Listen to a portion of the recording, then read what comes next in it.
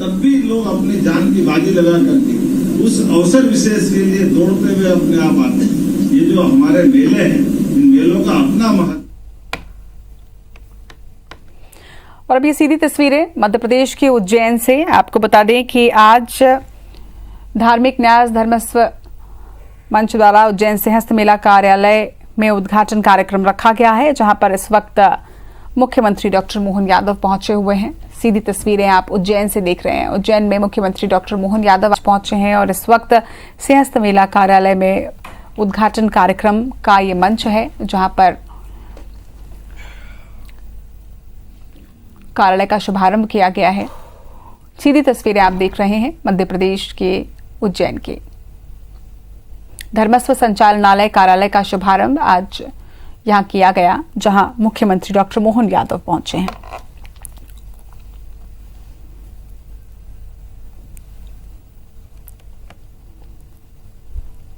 अरे क्या बोलते रहूंगी,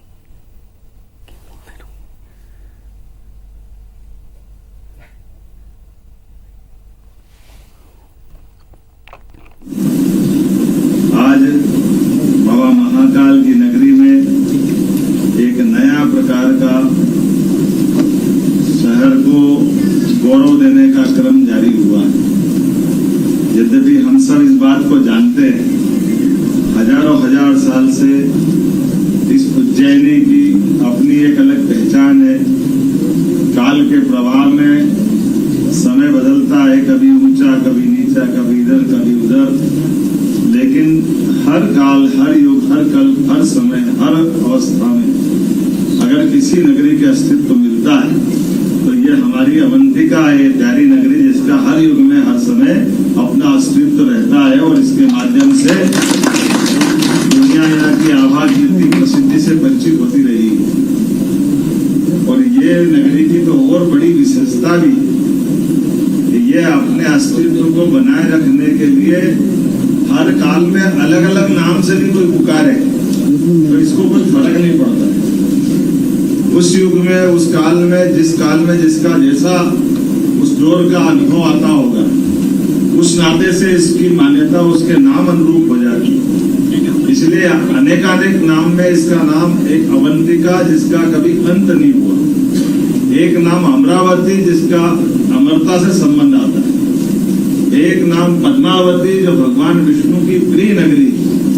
एक कनकवती, एक कुसुमवती, कनक श्रृंगा, ये अलग अलग कारण से अलग अलग समय में अलग अलग विशेषताओं के आधार पर जब स्वर्ण शिखर रहे होंगे, नगर के अंदर रहने वाले नागरिकों के भवन के ऊपर भी जब सोने का पतरा मड़ा हुआ दिखाई देता था, तब इसको कनक श्रृंगा करके भी पुकारा गया। और आखिरी में उज्जैनी अगर कह रहे हैं तो उज्जैनी है अर्थात उत्कर्ष की नगरी। यहाँ जीवन के जो जिस क्षेत्र में जाना चाहेगा, जिस क्षेत्र में बढ़ना है, कोई राजनीति के क्षेत्र में, कोई आध्यात्म के क्षेत्र में, कोई समाज सेवा के क्षेत्र में, कोई साहित्य के क्षेत्र में, इतिहास के, पुरातत्व के, जिस भी क्षेत्र में, हर क्षेत्र में जो जिसकी जैसी भावना, पता नहीं परमात्मा की कोई लीला है, यहाँ वो केवल अपना पग रखे तो जो जितनी साधना करता है उससे कई गुना ज्यादा उसको फल देने वाली अगर कोई नगरी पृथ्वी पे है तो वो उज्जैनी है। इस नाते से इसकी उज्जैनी और काल के प्रभाव में हर युग में, हर काल में भी ये अपने रास्ते भी बना देते। रास्ते शुरू में लोग अटपटे लगेंगे, ध्यान में आएगा ये क्या हो रहा है, लेकिन मालूम पड़ता धीरे धीरे जो हो रहा है वही सही हो रहा है। और इसी क्रम में आज ये इस प्रकार से हमने देखा है, आपको ध्यान में होगा कि पिछले समय माननीय पूर्व मुख्यमंत्री शिवराज सिंह जी चौहान के नेतृत्व में पहली बार उज्जैन में कैबिनेट हुई थी। हम सब गवाह हैं उसके। इसी स्थान पर कैबिनेट का एक निर्णय हुआ। हमने कहा था कि यहाँ कैबिनेट करने की अगर आप शुरुआत करेंगे तो अच्छा रहेगा, और उन्होंने कैबिनेट की थी। और यशस्वी प्रधानमंत्री के आने के बाद तो अपने उज्जैनी में और 4 चांद लगे। बाबा महाकाल के महालोक के लोकार्पण के बाद उज्जैन दुनिया के लिए एक अलग आकर्षण उत्पन्न करने वाली नगरी के नाते से जान रहा। और केवल उतना ही नहीं, हम सब जानते हैं कि इसी सिलसिले में कई सारे कार्यक्रम, कई सारे काम अलग अलग समय चालू कर दिए गए। हम सब अपने सम्राट विक्रमादित्य को भी जोड़कर देखें तो विक्रमादित्य का रिसर्च सेंटर, विक्रमादित्य के ऊपर होने वाले कार्यक्रम और विक्रमादित्य के नाम से यहाँ से शुरू करके भारत के बड़े बड़े राज्यों में विक्रमादित्य के महोत्सव का आयोजन जब हैदराबाद की धरती पे पहली बार किया गया तो ऐसा लगा कि दक्षिण के अंदर, लेकिन इस बात का संतोष, विक्रमादित्य हर राज्य में उनकी अलग एक पहचान है। कुछ नाम में थोड़ा सा अंतर है, लेकिन विक्रम और बेताल, विक्रमादित्य और 32 पुतली, विक्रमादित्य और सिंहासन, विक्रमादित्य और बेताल, ये कमोबेश शब्द उसकी आभा, कीर्ति, प्रसिद्धि जानी जाती है। उसी प्रकार से विक्रमादित्य और भर्तरी, उसका भी महत्व सब जानते हैं।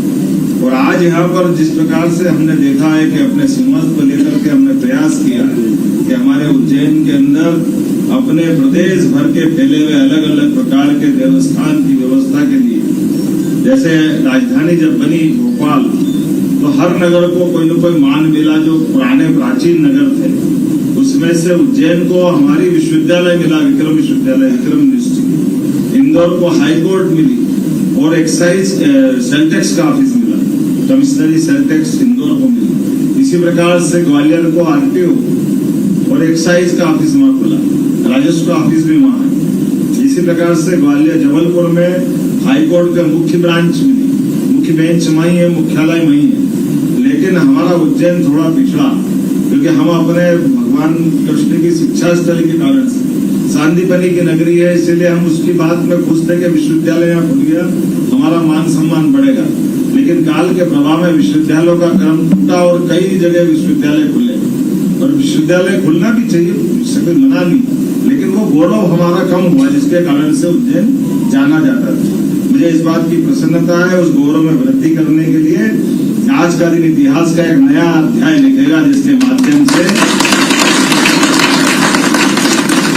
कमिश्नरी का नया कार्यालय प्रदेश भोपाल से चल करके अपने यहाँ उज्जैन से, और हम तो इसकी चाह रखते ही हैं, उज्जैन से बाबा महाकाल सहित सभी देवस्थानों के लिए अगर धनराशि की मंजूरी होती है, मंदिर के रखरखाव को से लेकर निर्माण की सभी बात होती है, तो इससे अच्छी बात क्या होगी। मुझे तो इस बात की प्रसन्नता है। और तो और हमारी जितने भी देवस्थान पे जाने वाली धार्मिक यात्रा है, उन यात्राओं का भी इसी विभाग के माध्यम से संचालन होता है। हमारे मुख्यमंत्री तीर्थ दर्शन योजनाओं के लिए सूची का चयन और बाकी की व्यवस्था वो सब इसके माध्यम से होती है।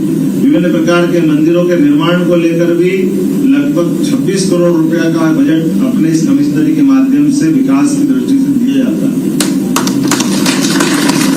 अपने इसी मंत्रालय, इसी कमिश्नरी के माध्यम से हमारे लिए आजकल तो पर्यटन में हमने धार्मिक तीर्थाटन में वायु सेवा भी जोड़ी, तो प्रयागराज, मथुरा, वृंदावन, गंगा सागर ऐसे स्थानों पर जब तीर्थ दर्शन यात्रा में हवाई यातायात का लाभ देंगे, हवाई यातायात का, तो हवाई यात्रा की दृष्टि से भी ये यहाँ से कमिश्नरी अपना एक बड़ा रोल रखेगी। और खास करके हमारे लिए और आनंद तब बढ़ जाता है कि जब हमने कहा कि हमारे अपने आज के बदलते दौर में जब यहाँ ये कार्यक्रम ला रहा है, तो हमने इससे आगे बढ़कर एक योजना और बनाई कि जब बाबा महाकाल के महालोक की चिंता कर रहे हैं, तो बाकी देवस्थान जैसे सलकनपुर, ओरछा, दतिया, ओंकारेश्वर, ऐसे सभी देवस्थानों पर भी विकास के क्रम में और नए काम किए जाएंगे।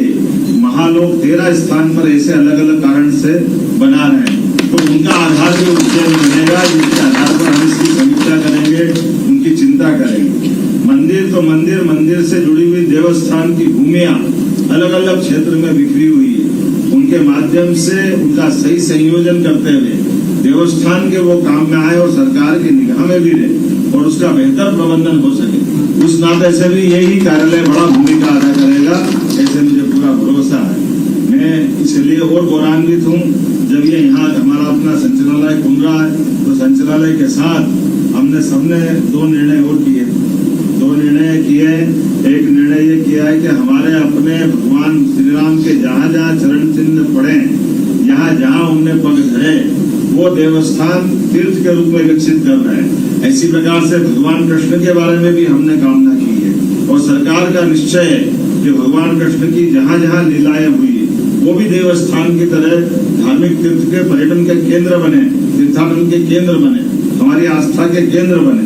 उसमें भी महती भूमिका यही संचालनालय निभाएगा। मेरी यही मन में भावना भी है और कामना भी है और मुझे पूरा भरोसा है कि इस दिशा में भी काम होगा।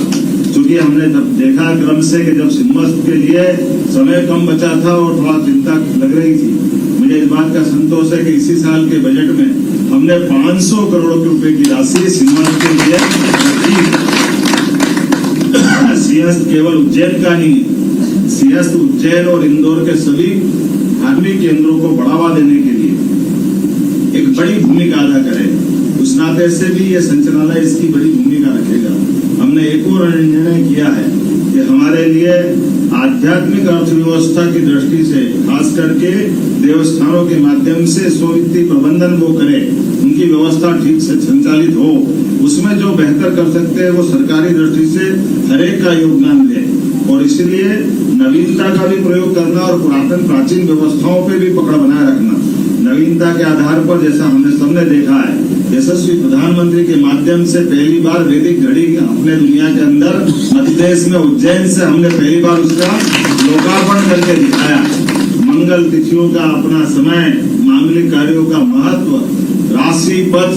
अब कभी राशि पथ की बात करें तो हम सब जानते हैं कि हमने सूर्य पथ का देखा है, चंद्र पथ को देखा है, लेकिन राशि पथ भी अपनी एक महत्ता रखता है। 12 राशियों का अपना एक पथ होता है।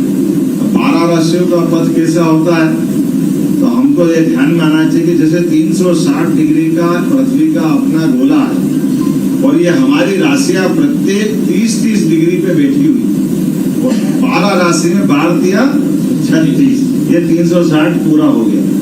और इसलिए कोई किसी की राशि में कोई ग्रह प्रवेश करता है तो उस राशि के आधार पर सूर्य से उसकी दूरी कितनी है इस आधार पर गिनती करते हैं। तो हमारे यहाँ आमतौर पर पत्रिका बनाने वाले इस जोड़बाकी का हिसाब रखते हैं। तो वो कहते हैं कि शनि की दशा एक बार लगी और जीवन में दूसरी बार नंबर ही नहीं आता। उसका कारण क्या होता है?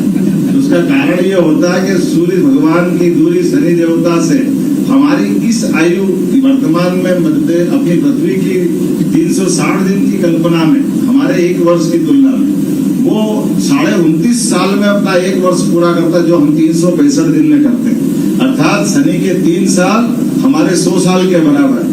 इसलिए एक व्यक्ति की आयु में अगर सारे ग्रह प्रवेश करेंगे तो क्रमशः धीरे धीरे करते करते शनि की आयु होते होते जब तक 200-300 साल जिएगा तो दूसरी बार आएगा।